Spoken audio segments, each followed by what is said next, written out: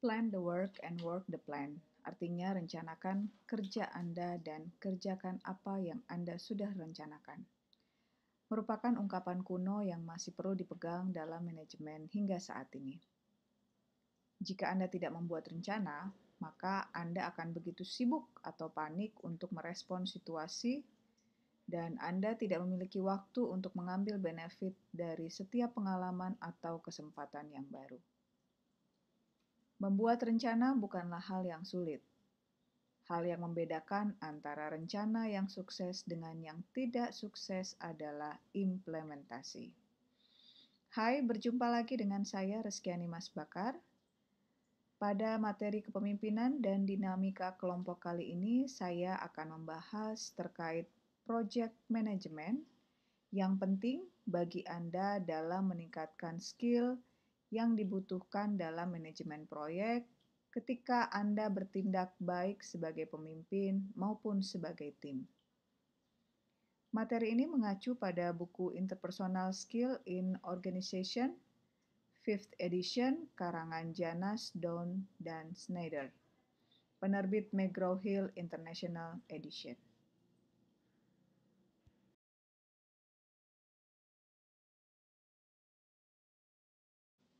Sebuah rencana menjadi kenyataan, maka perlu untuk dioperasionalisasikan. Tujuan dari pembelajaran kali ini adalah untuk memperkenalkan definisi dari konsep manajemen proyek dan bagaimana konsep ini dapat digunakan untuk mengatur proyek-proyek dan tugas-tugas yang dikelola oleh tim. Termasuk pula diharapkan Anda memahami pentingnya manajemen proyek, tahapan atau langkah-langkah dalam proyek manajemen, serta tool yang dapat membantu Anda ketika mengelola sebuah proyek.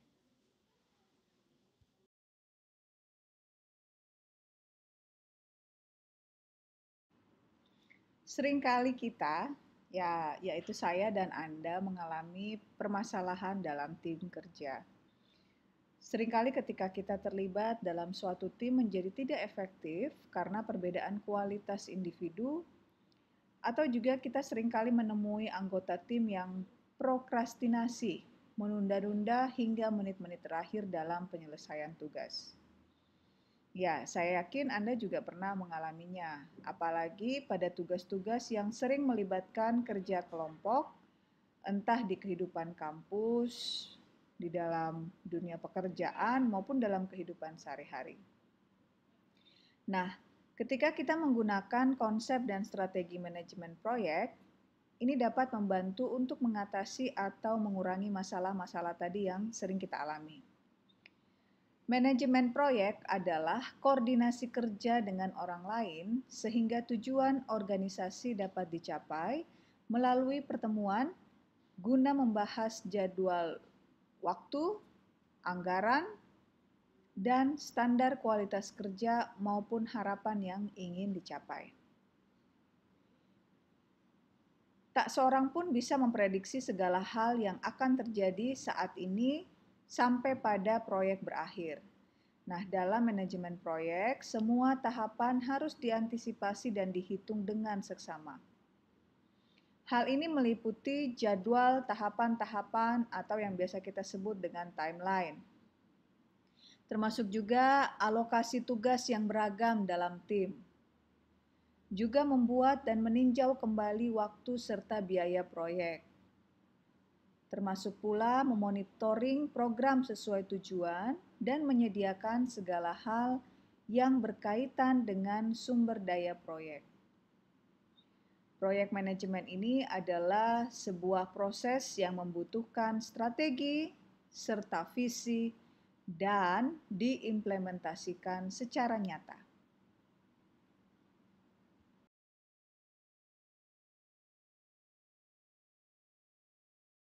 Saat ini, perubahan di berbagai bidang terjadi dengan cepat, dengan tingginya kompetisi. Para pimpinan dan anggota tim dituntut untuk mengurangi biaya, namun tetap meningkatkan produktivitas. Tuntutan ini mendesak organisasi untuk menciptakan model pengoperasian yang tepat. Salah satu caranya adalah mendorong tim untuk berpikir dan bertindak secara efisien dalam menjalankan alur kerjanya, baik itu secara mandiri maupun yang berbasis proyek tim. Dalam peningkatan kerja kelompok, penting untuk membangun sebuah sistem yang membantu para anggota kelompok untuk bekerja secara kolektif dalam suatu proyek yang memiliki berbagai tahapan atau deadline. Terlebih lagi bila anggota tim juga memiliki berbagai tugas atau berbagai proyek yang lainnya. Nah, fenomena ini seringkali dirasakan oleh para mahasiswa. Misalnya ketika harus menyelesaikan tugas kerja kelompok. Namun juga ada beberapa tugas lain yang juga mengejar deadline. Nah, kondisi ini membuat semua tim, semua individu di dalam tim harus handal dan juga cekatan dalam menangkap bola secara bersamaan. Perencanaan kerja dan pengelolaan proyek menjadi penting pada upaya untuk beradaptasi dengan perubahan teknologi untuk melakukan koordinasi antar departemen atau bagian, atau dengan koordinasi berbagai orang-orang, juga untuk menyesuaikan dengan tujuan finansial dan mengelola strategi bisnis yang juga secara bersamaan memonitoring pekerjaan lain, baik secara harian, mingguan, maupun tahunan, atau lebih dari itu. Dan semua ini harus tentunya diselesaikan di saat pekerjaan atau tugas-tugas sehari juga berjalan untuk diselesaikan. Nah, sebagai pimpinan dan tim, faktor prioritas pekerjaan yang akan dilakukan dan komitmen menjadi penting untuk merencanakan proyek yang baru. Jadi ada dua faktor ini menjadi hal yang penting untuk perencanaan sebuah proyek yang baru.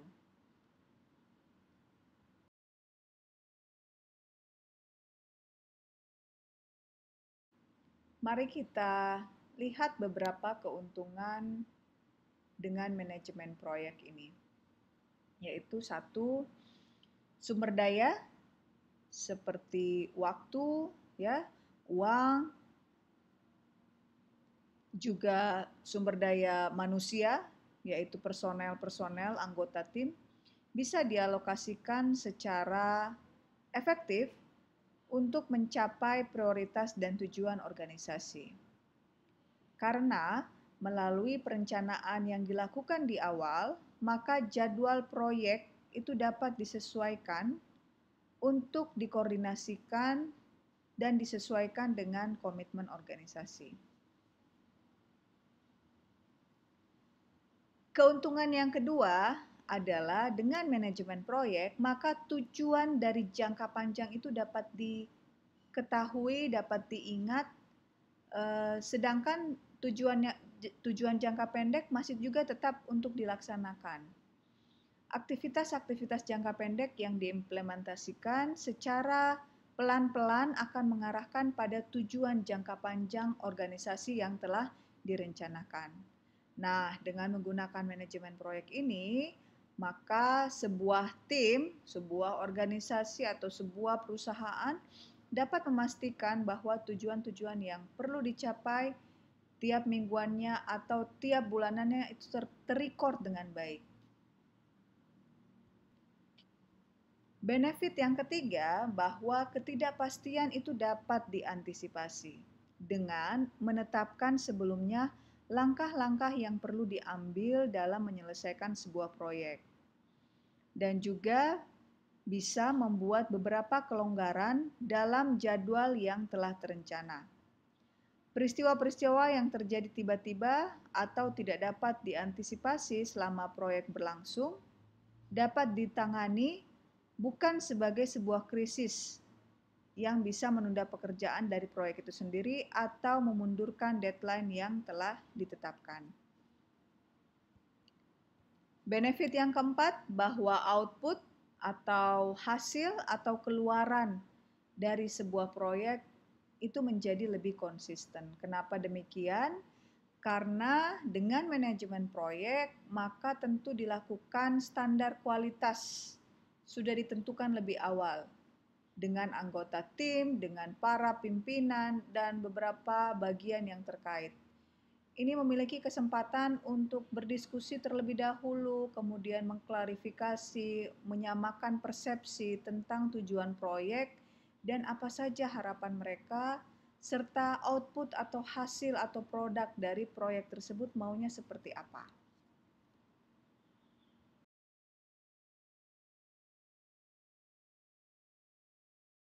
Benefit lain dengan manajemen proyek ya tentu akan muncul rasa solidaritas ya atau kesetiakawanan antar anggota tim itu akan meningkat. Karena masing-masing individu atau anggota tim memiliki kesempatan untuk mengembangkan hubungan serta berkontribusi dan pada akhirnya akan membangun sense of belonging terhadap baik itu terhadap tim itu sendiri maupun terhadap organisasi. Ini bisa dilakukan melalui pertemuan-pertemuan dengan anggota tim dan para significant person yang relevan yang menaruh harapan mengenai kesuksesan dari sebuah proyek. Benefit yang lainnya adalah peningkatan moral. Jadi dengan perencanaan pekerjaan di awal dan kemudian memperoleh hasil yang sukses sesuai yang diinginkan, itu akan meningkatkan moral kita dan moral orang lain yang terlibat dalam usaha tersebut. Mungkin moral di sini dimaksudkan adalah mentalitas ya. Contoh, misalnya ketika menangani masalah yang sulit seperti mendesain sistem pengawasan biaya, itu dapat menjadi tugas yang membosankan. Tetapi ketika kita menguraikan dengan membuat perencanaan terlebih dahulu, menjabarkan bagaimana setiap tugas dengan sistematis dan bertahap, maka tugas-tugas tersebut akan lebih mudah dikelola dan ketika Anda membuat progres dalam tugas tersebut, baik itu yang progres yang terkecil apapun, maka self-efficacy Anda itu akan meningkat. Demikian pula juga dengan mentalitas Anda tentunya. Selain peningkatan moral yang tadi atau mentalitas self-efficacy, juga terjadi kepuasan kerja yang akan meningkat. Jadi pengalaman bekerja dengan berbagai proyek atau tugas itu dapat meningkatkan kepuasan kerja. Sebab dalam tugas atau proyek-proyek tersebut memberikan kesempatan untuk berkembang bagi individu lebih jauh. Ya. Sekalipun individu bisa atau membuktikan kapabilitas mereka, mereka tentu akan menginginkan peningkatan. Misalnya, individu atau anggota tim pasti ingin terlibat dalam tugas yang memiliki tanggung jawab lebih besar. Juga individu akan lebih menginginkan agar terlibat dengan lebih banyak variasi pekerjaan atau pekerjaan yang lebih kompleks. Selain kepuasan meningkat, apalagi? Tentu pembelajaran ya, karena manajemen proyek mengajarkan individu tentang pekerjaan lain atau hal-hal lain di luar dari pekerjaannya. Misalnya dari segi gaya bekerja. Bekerja dengan orang lain dalam suatu proyek itu akan meningkatkan pemahaman tentang bagaimana peran dan tanggung jawab masing-masing individu serta orang lain secara keseluruhan. Nah, contoh, ketika terlibat dalam proyek kelompok di kampus, di mana hasil akhirnya adalah mempresentasikan tentang topik gaya kepemimpinan atau pemimpin-pemimpin negara. Nah, melalui perencanaan di awal bersama dengan anggota kelompok, Anda akan mengubah ide atau pendekatan apa yang perlu digunakan dalam menyelesaikan proyek tersebut.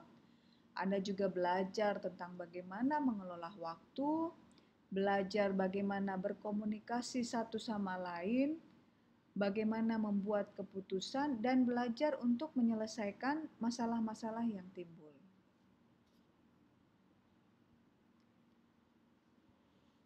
Benefit yang lain juga adalah kreativitas dan tentunya sinergi ya, atau kerjasama meningkat.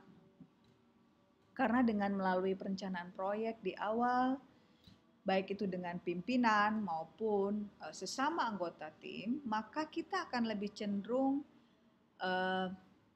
menemukan atau mencari atau membayangkan cara-cara yang baru atau pendekatan-pendekatan yang baru terhadap suatu situasi dibandingkan dengan kita hanya melakukan pekerjaan dengan cara yang lama atau pola-pola yang sudah sering dilakukan.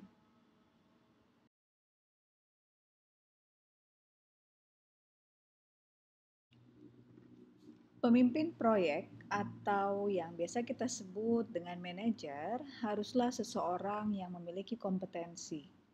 Tidak hanya mampu memberikan motivasi dalam mengatasi suatu tantangan, tetapi juga tentu perlu mengasah keterampilan interpersonalnya. Nah, beberapa kompetensi berikut ini penting dimiliki oleh seorang manajer proyek. Di antaranya yaitu satu adalah kemampuan komunikasi. Ini adalah skill utama ya dari seorang manajer proyek agar harus mampu berkomunikasi secara jelas tentang cangkupan atau hal-hal yang berkaitan dengan proyek. Yang kedua adalah kemampuan persuasi, di mana kadangkala proyek tidak selalu disambut dengan antusias oleh para anggota, sehingga manajer proyek perlu menggunakan metode dalam mempersuasi, memberikan pengaruh, untuk membangun dan memelihara komitmen serta momentum untuk penyelesaian proyek. Yang ketiga adalah mampu melakukan umpan balik. Nah, agar proyek berjalan sesuai dengan apa yang sudah direncanakan, misalnya dengan jadwal ataupun biaya yang telah ditetapkan, maka tim proyek tidak hanya membutuhkan penguatan positif, tetapi juga tentu petunjuk dan koreksi. Ya, maka manajer proyeklah yang perlu untuk menentukan waktu, level, dan juga sumber umpan balik yang tepat untuk memandu dan mengarahkan tim sepanjang proses pengerjaan proyek berlangsung. Yang keempat adalah skill team building atau membangun tim. Manajemen proyek adalah suatu proses tim. Tentu ya, hakikatnya manajemen proyek itu adalah sebuah proses tim. Nah, oleh karena itu seorang manajer atau seorang pemimpin harus menjadi leader yang efektif, misalnya memfasilitasi pertemuan, kemudian mendorong anggota tim agar berpartisipasi secara aktif, bahkan hingga melakukan coaching dan juga sampai mengelola konflik-konflik yang mungkin akan timbul. Kompetensi yang juga penting adalah empowerment dan kemampuan untuk mendelegasikan tugas. Kita tahu bahwa sebuah proyek itu akan membutuhkan kontrol dan konsistensi untuk penyelesaian tujuan-tujuan yang tentunya melibatkan semua anggota tim. Nah, manajer perlu untuk memberdayakan anggota tim dalam rangka mendapatkan support atau dukungan, baik itu dalam bentuk inisiatif atau mendorong partisipasi serta tanggung jawab dari para anggota tim.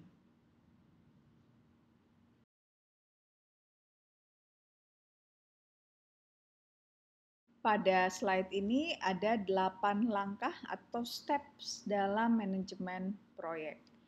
Yang pertama adalah mendefinisikan tujuan proyek dan ruang lingkupnya. Dalam mendefinisikan tujuan proyek, perlu dibahas tentunya bersama anggota tim. Misalnya, hasil apa yang diharapkan. Lalu idealnya penyelesaiannya seperti apa? Nah, jawaban dari pertanyaan ini tentu berbeda-beda sesuai dengan tujuan ataupun jenis proyeknya. Hasil outputnya juga tentu akan berbeda. Maka dari itu pertama yang perlu dilakukan adalah fokuslah pada apa yang diperlukan atau dibutuhkan.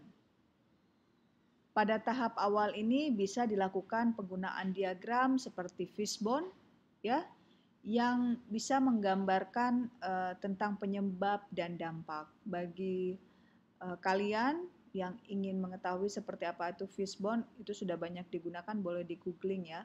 Seperti apa itu namanya fishbone diagram. Nah, beberapa langkah yang dapat membantu dalam mendefinisikan proyek, misalnya satu, hubungkan tujuan proyek dengan tujuan dan strategi organisasi.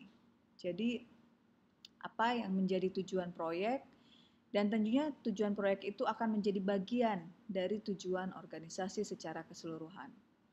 Yang kedua, perjelas ruang lingkup atau cangkupan dari proyek. Yang ketiga, perjelas tujuan proyek dengan manajer proyek untuk menjamin bahwa setiap orang memiliki ekspektasi yang sama atau persepsi yang sama atau goal yang sama terhadap hasil yang akan dicapai.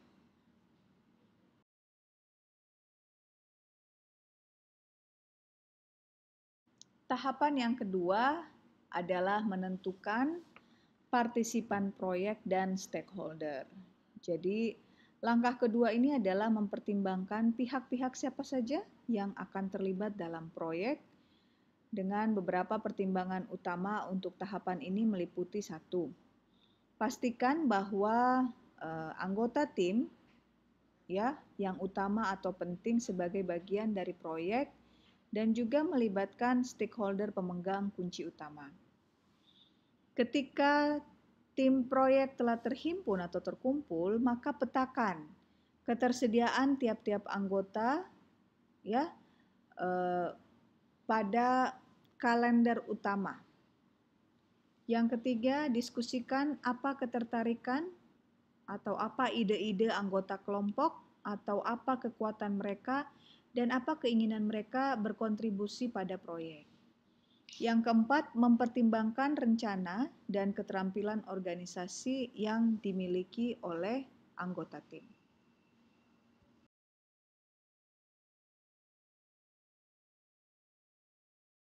Tahap yang ketiga adalah kembangkan timeline atau rencana kerja.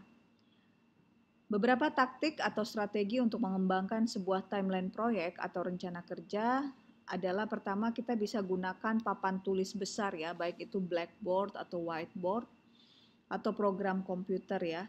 Intinya adalah sesuatu yang semua orang itu bisa lihat. Jadi jika memungkinkan kita gunakan back scheduling, yaitu memulai dari tujuan akhir dan bekerja dari belakang. 3 langkah back scheduling itu misalnya satu, kita mengidentifikasi dulu apa kebutuhan tugas-tugas individu untuk mencapai tujuan. Lalu diestimasi berapa lama waktu untuk menyelesaikan tiap tugas dan menentukan waktu terbaik kapan untuk dilakukan atau dimulai. Yang ketiga, membuat daftar tugas pada kalender. Membuat tanggal hitung mundur dengan tepat untuk setiap tugas dari tanggal jatuh tempo proyek. Tentukan dan spesifikasikan keterkaitan yang muncul antara semua tugas partisipan dan kegiatan-kegiatan ke dalam rencana proyek. Lalu sebagai sebuah tim kelompok, perjelas kembali tujuan ketika tugas-tugas tertentu diberikan. Juga perlu diperhatikan waktu. Nah, perencanaan dan komunikasi tentu sangat penting ya di sini. Biasanya proyek yang sudah 80% selesai itu membuat tim terlalu overconfidence, terlalu percaya diri bahwa mereka sebenarnya sudah sedikit lagi selesai. Dampaknya apa? Biasanya menjadi kurang perhatian terhadap jadwal yang telah ada atau melakukan penundaan karena sedikit lagi nih langkah kita sebenarnya udah sampai, udah nyantai-nyantai aja. Nah, ketika kemudian tim sadar akan kelalaian ini, mereka kemudian menjadi stres karena deadline dan terburu-buru menyelesaikan sehingga kualitas output atau hasil kerjanya itu akan menjadi rendah atau berkurang. Lalu hindari kecenderungan untuk menunggu hingga akhir proyek. Mengulur waktu untuk melakukan detail-detail penting juga dihindari. Pada tahap ini, fleksibilitas juga diperlukan. Nah, rencana yang sudah disusun sedemikian rupa belum tentu akan berjalan sesuai dengan keinginan. Maka lakukan adaptasi dan juga fleksibilitas terhadap berbagai situasi dan kemungkinan-kemungkinan serta antisipasi yang perlu dilakukan.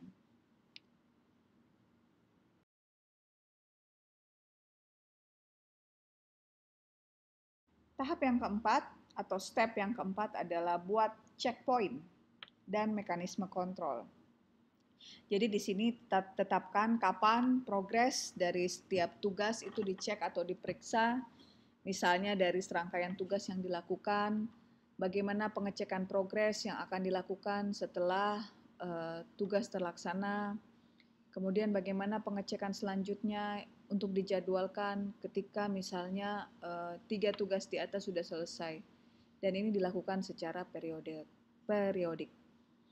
Tahap yang kelima adalah mengidentifikasikan dan kumpulkan sumber daya apa yang dibutuhkan. Beberapa hal yang perlu dilakukan adalah lihat tugas dan tujuan, kemudian diskusikan apa yang akan dibutuhkan untuk melaksanakan tujuan tersebut. Pada tahap ini juga kita perlu identifikasi kapan proyek itu bisa dilewati atau kapan kita harus memulai.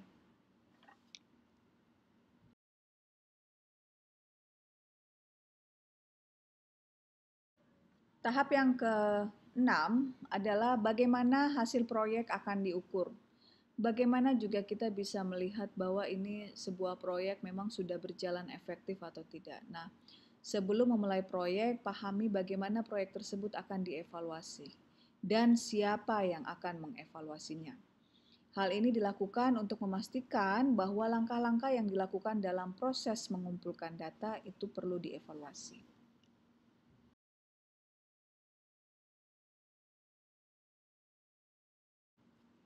Tahapan yang ketujuh, persiapkan sebuah sistem komunikasi yang terus berjalan. Jadi untuk menghindari kebingungan dan ketidakpastian akan peran serta tanggung jawab, maka dibutuhkan sebuah komunikasi yang terintegritas. Apalagi dengan zaman digitalisasi saat ini, tentu membuat sebuah sistem komunikasi yang terus berjalan, sarananya sudah jelas dan sudah tersedia ya. Proyek tim juga membutuhkan keterampilan untuk mendengarkan. Nah, kemudian di sini apa saja sih keterampilan dalam mempersiapkan sistem komunikasi, yaitu berkomunikasi dengan anggota tim dan stakeholder. Mulailah proyek dengan pertemuan tatap muka atau bisa juga dengan telepon, dengan Zoom ya. Melakukan meeting secara reguler, baik itu dalam bentuk virtual ataupun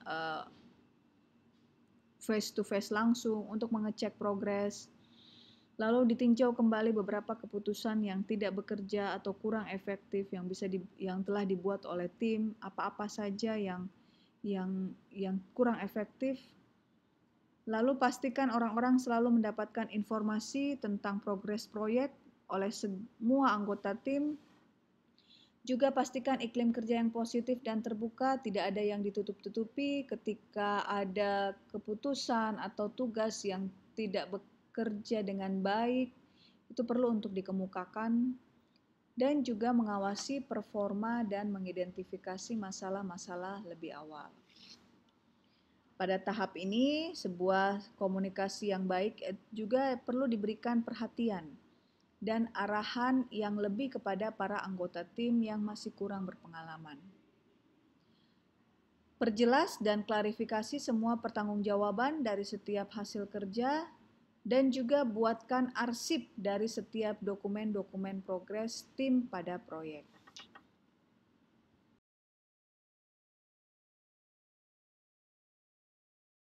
Tahap yang terakhir adalah lakukan debriefing dan evaluasi proses atau hasil pada akhir proyek. Nah, ingatlah bahwa semua proses dan upaya ataupun usaha yang diberikan dalam pengerjaan proyek dapat ditingkatkan. Tuliskan setiap pembelajaran yang didapat selama proses pelaksanaan proyek dan bagikan kepada anggota tim pada akhir proyek. Diskusikan mana tugas yang berjalan lancar dan kurang lancar. Diskusikan pula apa pembelajaran yang didapatkan tiap anggota dari kesalahan tim dan bagaimana mengantisipasi, mengupayakan agar pencegahan itu tidak terjadi di proyek atau tugas mendatang.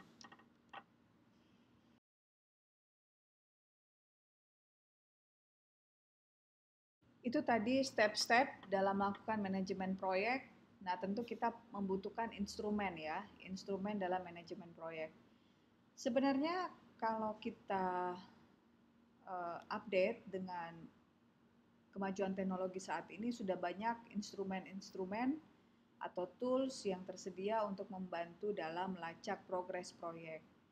Kita sudah banyak menemui software program-program yang telah banyak berkembang.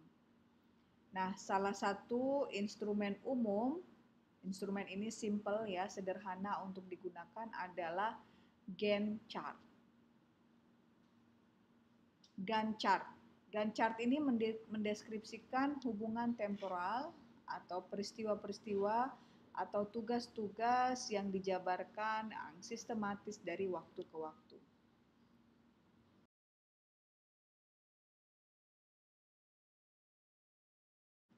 Ini bisa kita lihat contohnya, ini contoh dari Gantt chart ini. Gantt chart ini dikembangkan oleh Henry Gantt, di mana chart ini menggambarkan tugas temporer yang berlangsung sepanjang waktu. Ini juga dapat menggambarkan jadwal proyek dan tugas-tugas yang dilakukan. Nah, dari chart ini, tim dapat men-track aktivitas yang sudah direncanakan, juga mengontrol siapa-siapa saja individu yang bertugas, dan mengidentifikasi keterlambatan atau penyimpangan dari rencana awal. Anggota tim dapat melihat di mana mereka telah kehilangan waktu atau keluar dari rencana waktu, dan kemudian juga dapat merencanakan dan melakukan penyesuaian untuk menyelesaikan tugas agar bisa mengejar ketertinggalan waktu. Nah, Gantt chart ini juga membantu saat melakukan debriefing proyek serta improvisasi evaluasi proses yang dilakukan tim untuk tugas berikutnya. Ini bisa membantu pada tahap yang ke-8 tadi.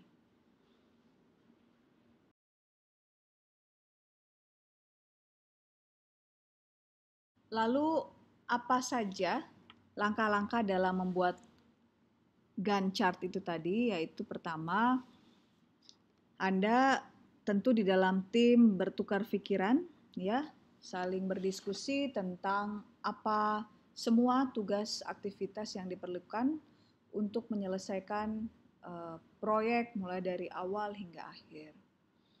Yang kedua, diatur ulang atau di list dalam urutan mulai dari tugas awal hingga tugas akhir.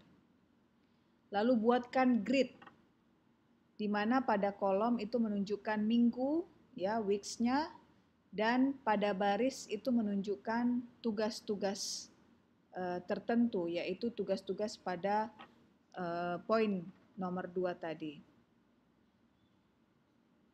Langkah yang keempat, list setiap tugas sesuai urutan dan estimasikan waktu yang diperlukan untuk menyelesaikan tugas.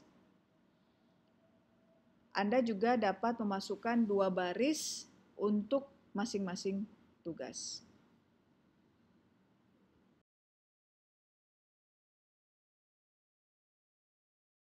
Demikian pembahasan terkait project management beserta langkah dan instrumen yang bisa digunakan. Semoga bermanfaat untuk diterapkan dalam pengelolaan tugas-tugas saat Anda menjadi pemimpin maupun anggota tim. Sekian dan terima kasih.